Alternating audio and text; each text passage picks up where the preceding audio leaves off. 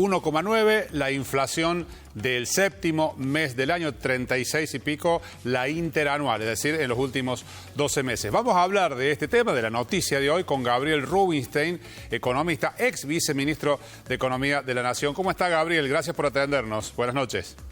¿Qué tal? ¿Cómo están?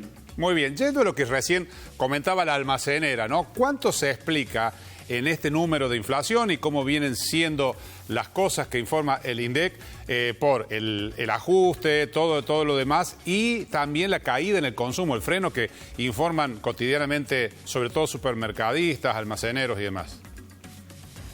Bueno, o sea, el 1,9% es una noticia aceptable, diríamos, aceptablemente buena.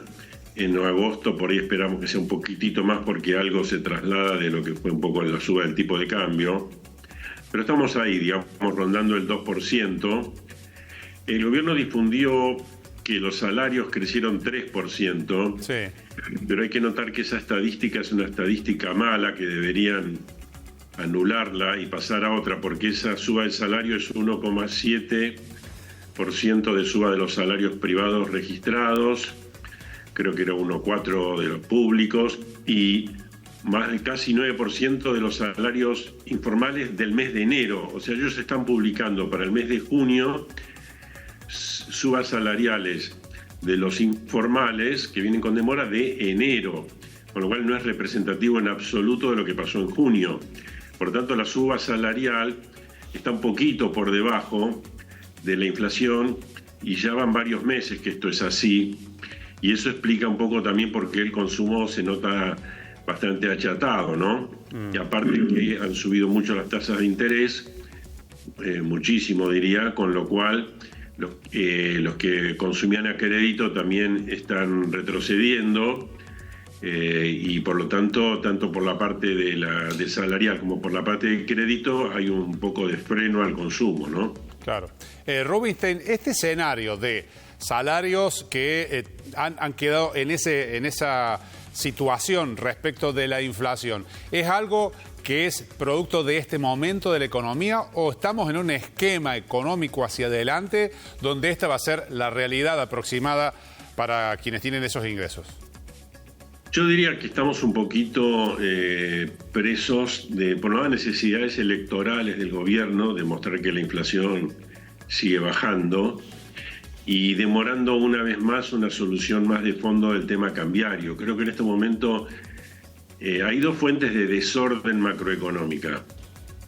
Una fuente de desorden es la fiscal en el sentido siguiente, que hay propuestas de los diputados opositores que implicarían una baja fuerte del superávit fiscal, pero que también reflejan la incapacidad del gobierno de negociar un presupuesto. O sea, como el gobierno se niega a discutir el presupuesto y no confía en la capacidad de negociación con la oposición, digamos, en el Congreso, directamente no trata las cosas y induce a los opositores a presentar proyectos específicos que no deberían suceder. No debería haber un proyecto para financiar las universidades, ni el Garrahan, ni para actualizar los montos de los nomencladores por discapacidad.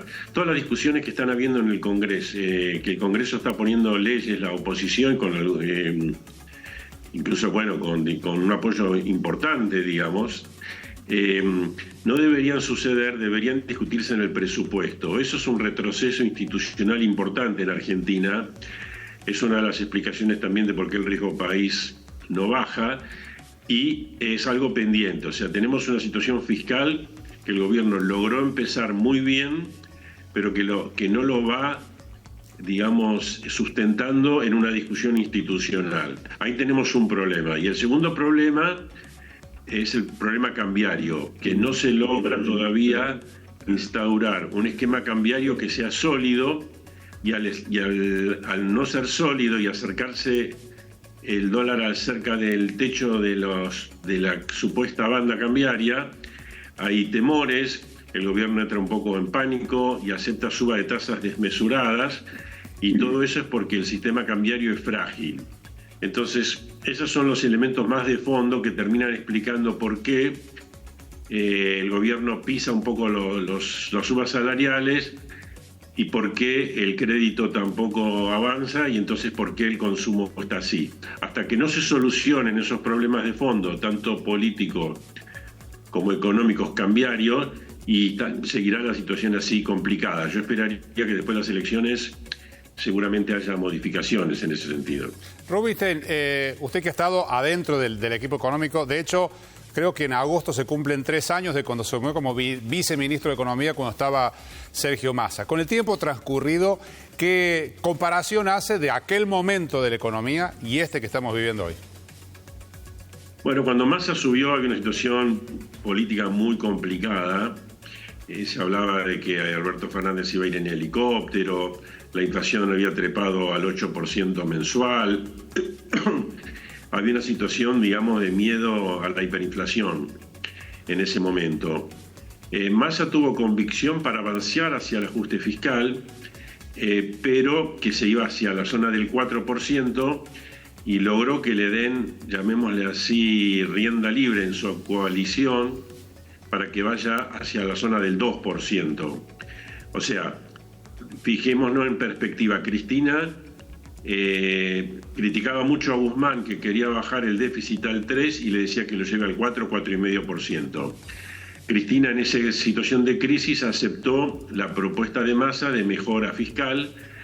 Era gradual, pero era una mejora al final de cuentas de 2 puntos del PBI, que se llevó adelante y que sufrió después las consecuencias de la sequía, que le restó 1 punto por los ingresos y después un poco el tema electoral. Pero en ese sentido la convicción fiscal de Milei ha sido claramente superior a la convicción de ajuste fiscal que hubo en ese momento, y eso es un gran mérito de Milei. También